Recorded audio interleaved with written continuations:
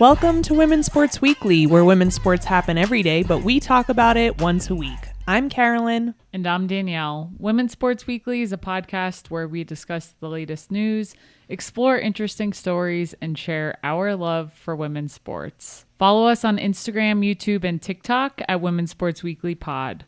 Follow us and rate us on Spotify and Apple Podcasts. Send us an email at womensportsweeklypod@gmail.com, and we may feature your email on our Listeners Experience Zone, the Liz. It's been a little quiet over there, so people need to send us an email. Yeah, where are our listeners at? Where are you? Come on. Danielle, happy anniversary. Oh my gosh, 3 years married. 3 years married. How does it feel? Feels great. How does it feel for you? It feels really good. I was looking through our wedding photos the other day and I was like, oh, it was such a nice day. We had so much fun at our wedding. So much fun. And our honeymoon was incredible as well. I know. Our honeymoon we did in Greece. And then we also, last year, we were in Kenya for our second year anniversary. And this year we are just demoing our house. Hey, we did a lot this past weekend with the basement. We had a little asbestos scare last weekend, as we shared. We got the results back. We were responsible and got it tested after we realized the dangers of it. And hallelujah, it's not asbestos. Hallelujah, because Danielle was having some sleepless nights and I was just trying to be zen. I threw so much stuff out because I had pure panic, bought all this other stuff. It was quite the week, but we got the results back, no asbestos. So this past weekend, we tore down more of the ceiling, the plaster, and we installed a new window by ourselves and got rid of an old one. You did that really, really well because I did not have the patience to try to figure out how to get out an old window and put in a new one. I mean, you did a lot of it. You helped me a lot. I did, but I just kept my mouth shut, which I think this is how it works in the kitchen too. I do best if I just get direction, but the moment my opinion is asked or I start providing my opinion unsolicited, it just goes downhill really quickly. It's because I did all the research for this window. So why are you come in at the 10th hour? If you did all this research, why are you asking me questions about it? I didn't. I said I need help. Okay. And with the sizing, I said to you it might not be the right size. So that part was a little stressful and we had to figure it out. And we did. And it's in and it looks beautiful. Thank you. This past weekend actually felt like we were making progress, where I feel like we've been working on the basement so much and it's like, oh my gosh. But now I'm starting to actually see things look different and it's very nice. This is actually a home improvement podcast now. It is. Our listeners have been through it all with us, from the back patio to this. And I don't know if I've actually had a mental breakdown yet with the basement. No, you haven't. No. I did because I thought we had asbestos. Yes, you've had one. But for the back patio, I think I had three times where I cried in the 48-hour period. We definitely spent more than 48 hours on this and I haven't cried. And maybe it's because we're spacing it out. Yes. The patio we literally did in a weekend. Nonstop, dawn to dusk.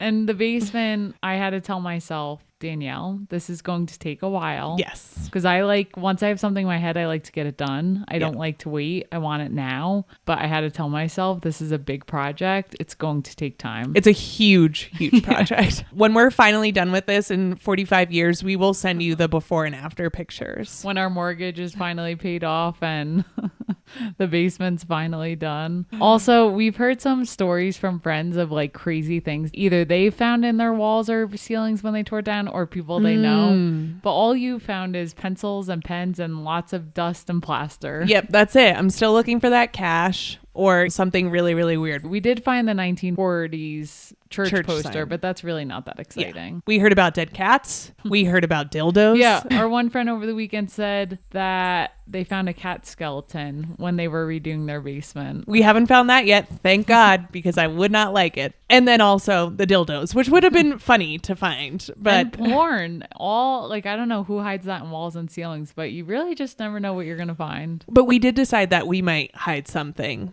in our walls, just in case anyone ever does it. I think I want to put like a $20 $100 bill in there and be like, if you wanted cash, here it is. Sorry, we're not rich. That's why we redid our basement ourselves and didn't pay someone to do it. Have we told anyone we're looking for sponsorship for this podcast in a while? We are.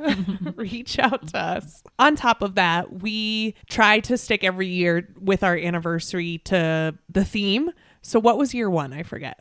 Paper? Yes. Year one was paper. I forget what I got you. Oh, did I get you no, I don't know what I got you, but you printed our vows, which was very, very nice. Printed them out in a nice way and framed them. Yes. And I read them a lot because of where they are in our house. It's very nice. Year two was cotton, and we got custom made pants. Yes. Made in Kenya out of cotton, which was cool. And then year three is leather, which we have enough leather things. I didn't want to get you a leather journal, or I just wanted to get you something that you would use. So I expanded it and said just animal stuff.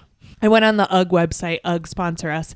I need slippers because you have this new thing where you want to be a house that has indoor shoes and outdoor shoes. Yes, that's my goal. But you choose not to abide by the rules. Well, I just got slippers that are going to be strictly indoor, and they're from UGG, and it's your anniversary gift to me. And this is what usually happens. Yeah, you're so fun to buy gifts for. I am fun to buy gifts for. I'm the easiest person because I tell you exactly what I want. Or you just buy them yourself. I'll even order it for you, and then I'll say, do you want to wrap these for me?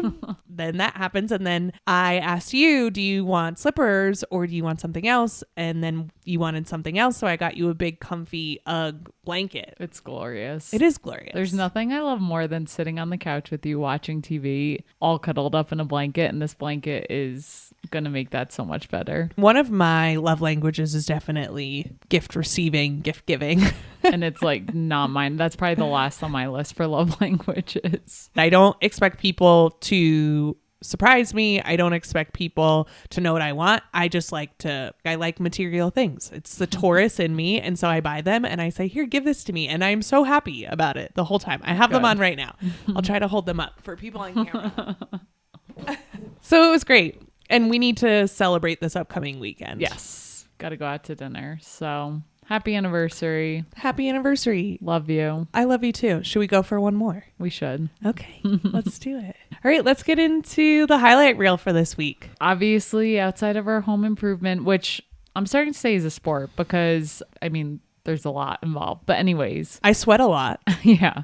Outside of the sport of our home improvement, there were a lot of sports this weekend. So let's get into it. Let's get into Athlos, the women's only professional track and field event created by Reddit co-founder and husband of Serena Williams, Alexis Ohanian. I just love how invested he's been in women's sports. And now that Serena is retired, like the money he's put into the sports bra, which was the first women's sports bar to open up. Angel City, he's invested in. Yeah, there's been so many things. And now this, it's just awesome to see. In this event, there are only 7 events. So it's not like a classic track and field meet where there's, I think, over 40 events or something like that. They condensed it down to try to make it as interesting as possible. And by interesting, I mean not as long, to hold people's attention, especially now in the age of Instagram and TikTok. So this was the second annual meet in New York City. First place finishers received $60,000 Wow. in every event throughout the meet. For comparison, the Diamond League, which is one of the biggest events in track and field, offers $30,000 for first prize. So this is double that. Nice. Athletes who finish in second place receive $25,000. Athletes who finish in third place receive $10,000. And then finishes 4 through 6 take home $8,000, $5,000, and $2,500. So money to be made here at this event. We love to see that piece, especially that's an all women's event and that they're getting paid as they should.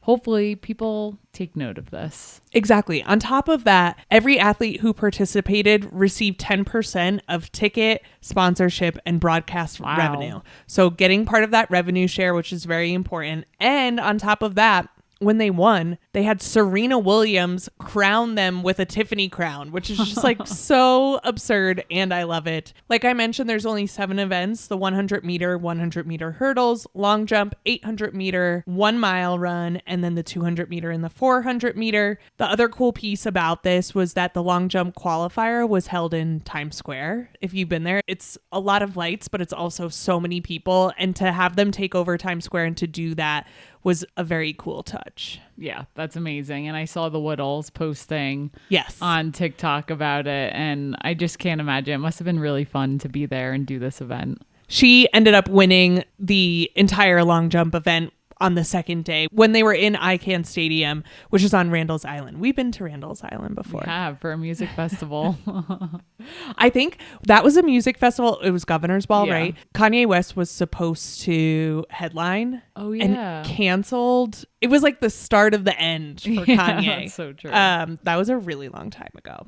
Other winners in this, Kenyan Faith Kipyegon won the mile and ran the fastest mile ever ran in the U.S. That's sick. Also for Athlos, if someone ran a world record, they got $250,000. It didn't happen, but would have been very cool. Everyone had their eyes on Faith Kipyegon, who's been going after that under 4-minute mile. Brittany Brown, who won a bronze medal in the women's 200 meter at the 2024 Paris Olympics, she won the 100 meter and 200 meter race. The 200 meter race included the world's third best time of 21.89 seconds, and she earned herself a cool $120,000 over the weekend. Nice. And 2 custom Tiffany crowns. Love it. She also followed us for a little bit. I don't think she follows us anymore, but she was like our first. Followed us. I don't know. That's sad. I haven't looked it up. Why do you think she unfollowed us? I think she may have, because I was like, oh, she follows us. I'll do what I always do and ask everyone if they'd like to come on and chat on the show. You scared her away. And I think I might have scared her away. Wow. I'm very respectful, everybody.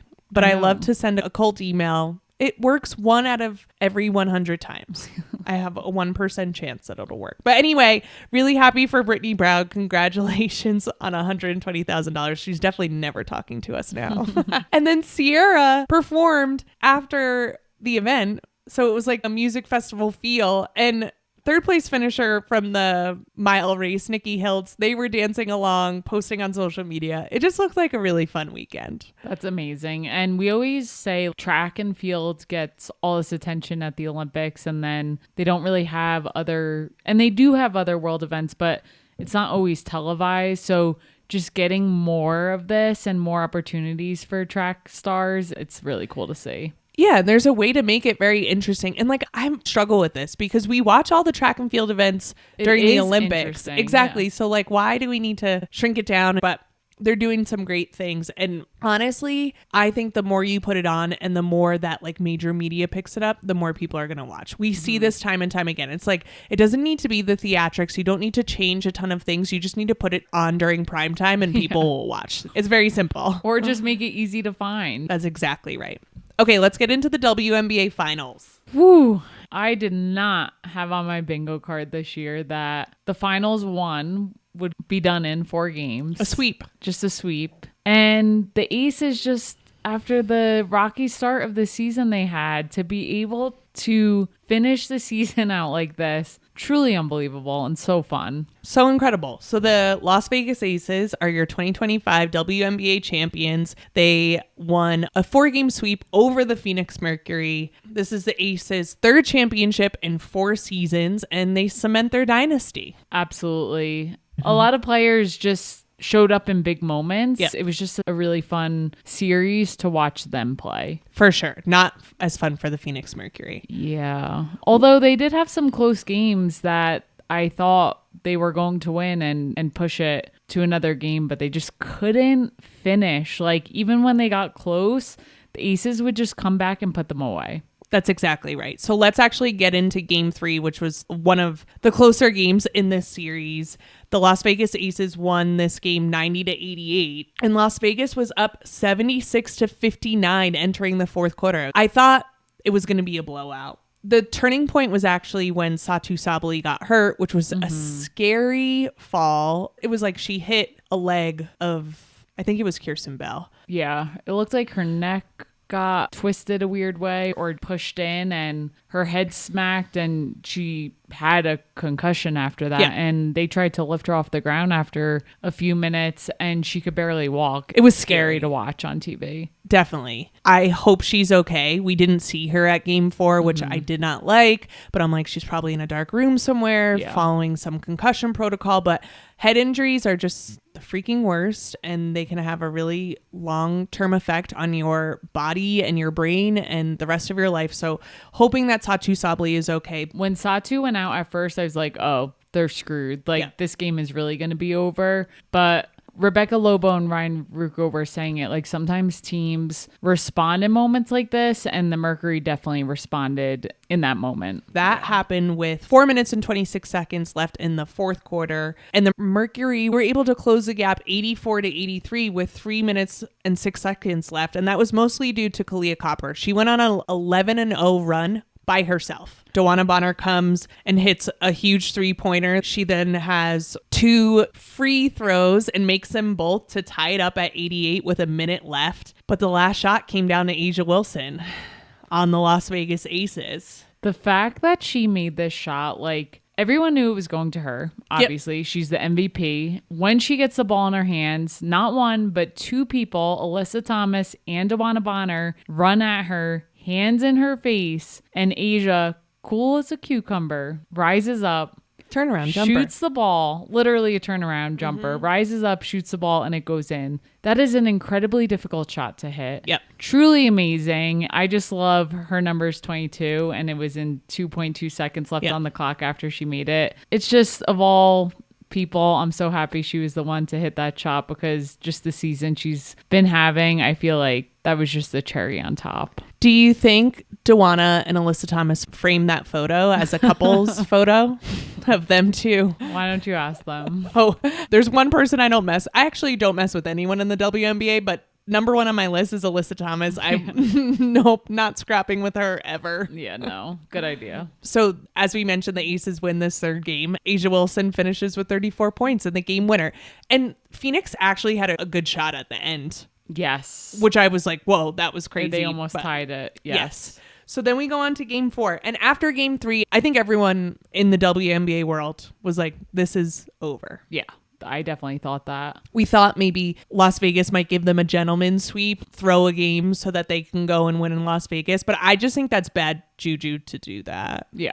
I did not think that was going to happen. And they didn't. They came out in game 4 and won 97-86. The Mercury tried to make it close at one point. The Aces led 76-62 going into the fourth quarter. The Mercury made a 8-0 run to cut the deficit to 6 with 7 minutes and 56 seconds left, but that was the closest they got the entire game. Yeah, it was rough. And the tension in the gym, wow. Mm-hmm. The gym. I just feel like in the arena, both teams were getting chippy. And I turned to you several times. I was like, I literally just want this game to end, because if I see one more person get hurt, I'm going to lose it. I just don't want to see anyone get hurt. I just want this game to be over. It just got messy. Yeah. Alyssa Thomas went into a hard screen on Jewel Lloyd. Oof. Jewel Lloyd was setting the screen, and you could tell Alyssa Thomas hurt her shoulder so badly. She goes into halftime where, like, she has to be done. She comes back out. It's like kinesio taped up, but I'm like, I think that thing needs a little bit more than kinesio tape. It was like hanging down by her side. She continues to play.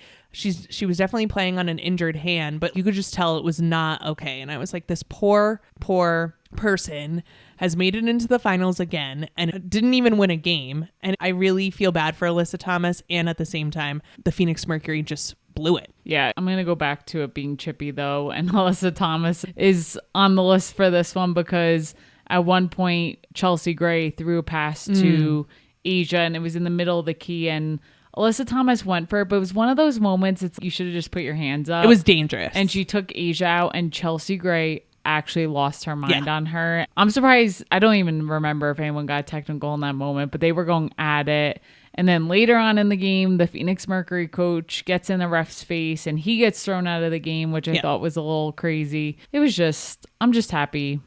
Happy everyone. They all got out of there. But I guess to your point, Alyssa Thomas, her shoulder, hopefully she can rehab now that they're done. Yeah, for sure. And like you mentioned, Mercury head coach Nate Tibbetts was ejected in the third quarter after receiving 2 technical fouls. The announcers were like, that second one should not have been a technical foul. He didn't touch her. He was close to her face. They kept replaying it to show that he didn't touch her, and I was like, this still looks horrible. Watching it in slow motion was making me cringe so bad. It was kind of like when Travis Kelce got in Andy Reid's face at the Super Bowl. Yes, it was like that. Where it's like, oh my God. And I was like, I can't watch this again. Please make it stop. There was just a ton of frustration. Dewana Bonner got a technical foul. Kalia Copper fouled out and then got a technical foul. And it was just like, yeah, this is what happens when you're a competitor and you just get your ass whooped. Yeah. So, yeah, the game needed to end. Yep. A couple of highlights on the Aces side. So, Asia Wilson had 31 points and 9 rebounds. Chelsea Gray and Jackie Young each had 18 points. And then there were 5 players across the Aces who scored in double figures. So just an amazing game 4 for them to take it home. I was really happy for them. Yeah, as much as it stinks to have a sweep, the Aces are such a fun team and they deserved it. And game 1 and game 3 were close. It's not the series that you want, but it was still amazing to watch the Aces win. Agree. So then we get to the trophy ceremony. Oof. Commissioner Kathy Engelbert comes on the mic. I don't know why I wasn't expecting it, but I wasn't expecting it. The boos were so loud every time she spoke. I've already talked about how watching her press conference last week made me so uncomfortable. Somehow the booing while she sat up there talking made me more uncomfortable. And she just smiled and talked through it. I know, but you could tell behind her eyes. Well, I know she was not okay. I know that. She was putting on a front. And this is the thing. Is it valid that people are booing her? Yes. Again, I'm not on Kathy's side, but it just made me cringe so hard. And I do think it's okay to be like, that was really difficult to watch. But we're not going to spend a ton of time talking about it. So she gives a trophy to Asia, the MVP trophy to Asia. And Asia doesn't even look at her. She gets like a side hug from Kathy and she just goes and celebrates. And that's what I kind of want to get into, the Aces celebrations. Yeah. The celebrations when teams win are my absolute favorite, and the Aces are really freaking good at their celebrations. I just love that they all get goggles and spray champagne everywhere. And the things I would do to be on a championship WNBA team and be a part of that celebration, maybe in another lifetime. What would you do? I would just be so pumped. No, you would said the things I would do. What would you give up? I don't know. I do love my life. Your perfect 3-year marriage to Bay? Absolutely not. I would never give that up. Don't even say that. Okay. I'm glad to hear that. The Aces were getting absolutely drunk. I love that Asia Wilson is like this perfect balance between being the best player in the world and also she knows how to throw down. Yeah. She had her pink tambourine out. Yes. And was letting that thing fly during the post-game press conferences. She was with her boyfriend, Bam. They're so cute together. They are incredibly cute. And he was like, you smell like beer. And she was like, get it together. It was very cute to see Chelsea Gray and her son Lennox there. Mm-hmm. He just kept grabbing the trophy. I just love that part of it. Yep. It was great. The Aces, just as a reminder, they headed into All-Star break with a 14-14 record. They didn't even know if they were going to make the playoffs. They won 16 straight games after losing to the Minnesota Lynx by 53 points. Wow. They go into the number 2 seed, and then they play in 2 series leading into this finals and take it to game 3 and take it to game 5. Like, just having to be so resilient the whole time. They deserve so much credit. I wonder how this feels. 3rd time in 4 years. I wonder if this one feels the sweetest, just knowing all the shit that they've been through. I think so. So with that, to close out the WNBA season, we should get into some superlatives. But before we do that, let's talk about what we have coming up this week. So we have Run Club here in Denver at the 99ers Sports Bar this Thursday and every Thursday at 6 p.m. Mountain Time. Come to Run Club. We will run 3 miles and hang out afterwards. And if you say the secret word to the bartender after we run, you can get 50% off your first draft. The secret word this week is champion. Ooh, like it. Okay, champion. On top of that, we also want to take this time to ask you to please rate and subscribe to our podcast. If you are listening right now and you have not rated our podcast 5 stars, We love you and we really need you to do this. It helps us so much because we create, edit, and produce this podcast ourselves. We want to continue to do this. And the only way we can continue to do this is if we reach more people. So if you want to support us, please rate and subscribe, give us a positive review, share it with someone you love. That's like the best way to support us. And if you rate us 5 stars and you send us a picture either through DM or through email, we will send you a Women's Sports Weekly sticker. So please go ahead and do that. Okay, WNBA Superlatives. Let's get into it. They're not going to be the same as we did last year.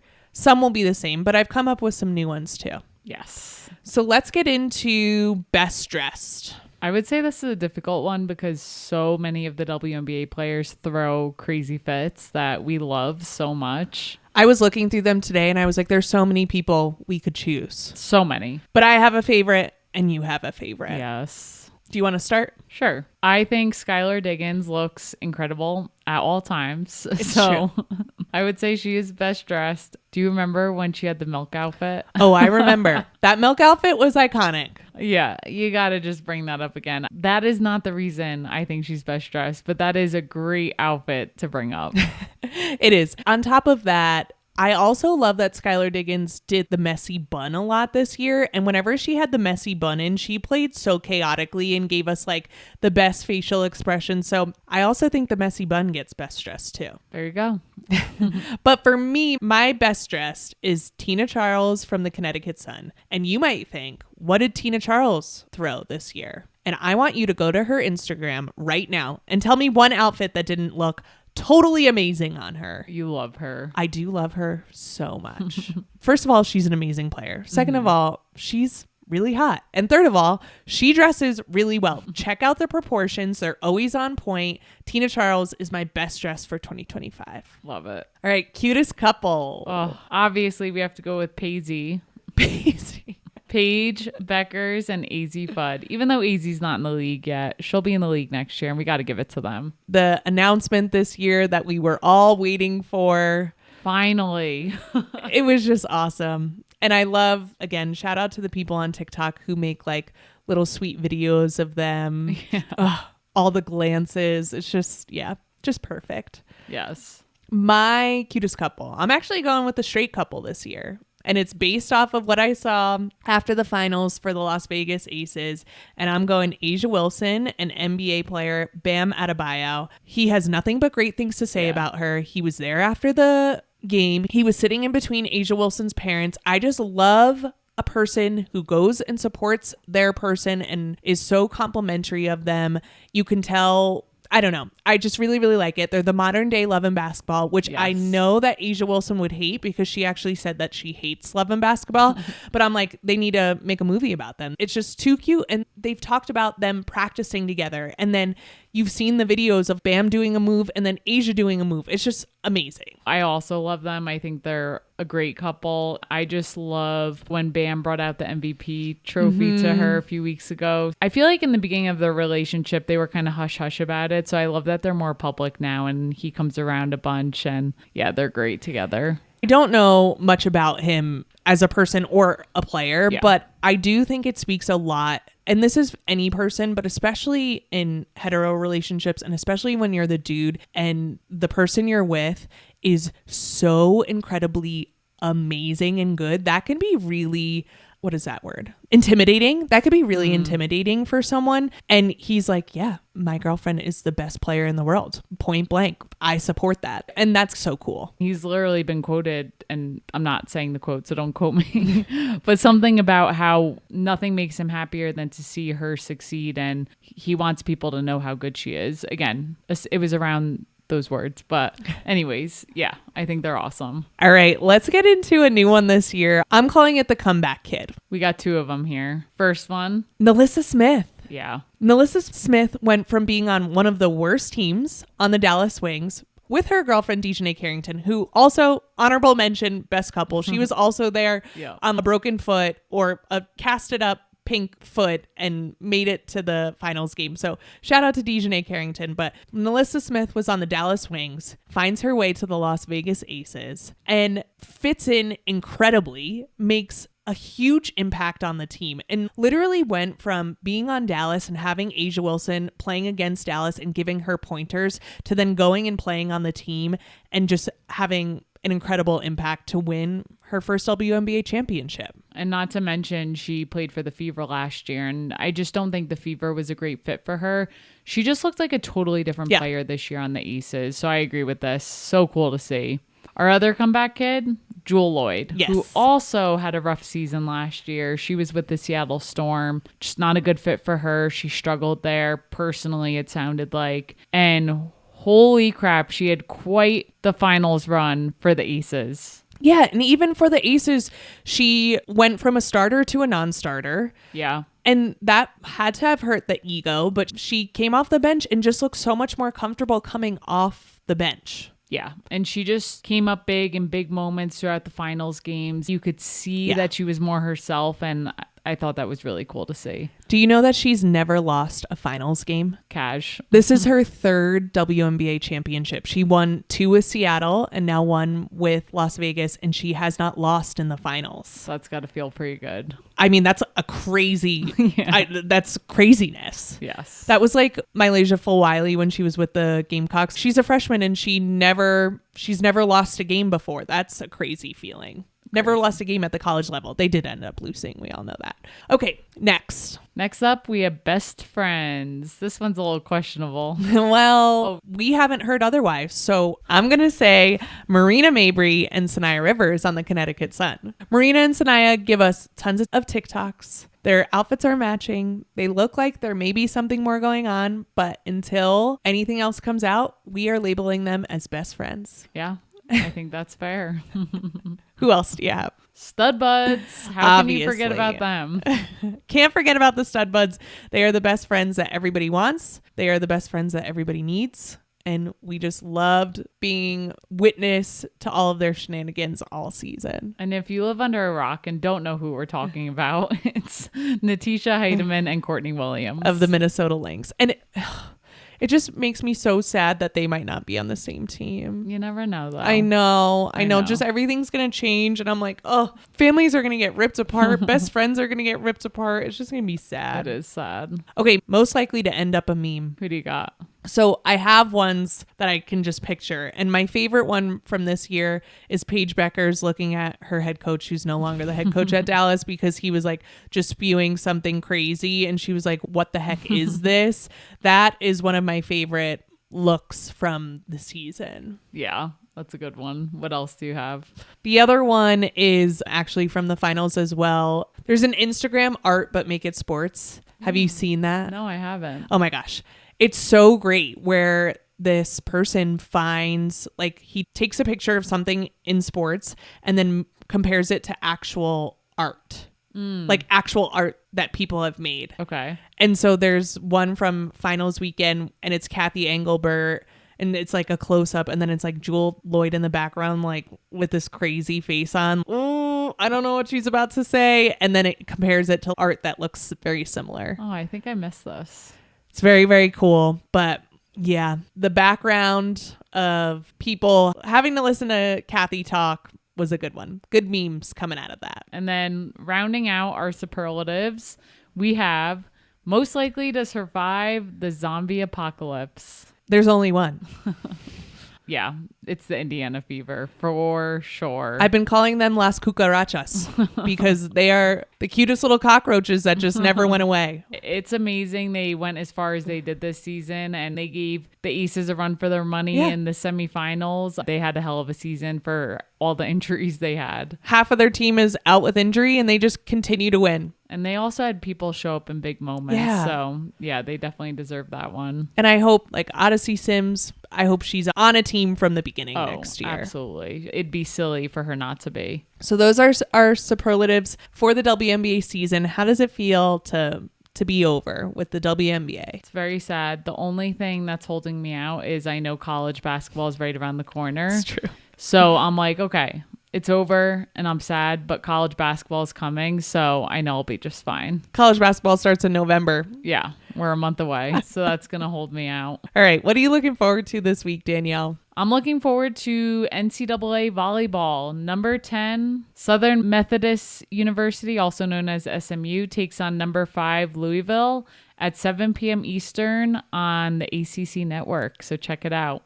How about you? I am looking forward to the NWSL next Sunday, October 19th. Racing Louisville takes on Gotham at 3 p.m. Eastern on Paramount Plus. Racing Louisville's really trying to make it into the playoffs, so we'll see if they can get it done. Nice. That's it for this week. We will see you next week on Women's Sports Weekly.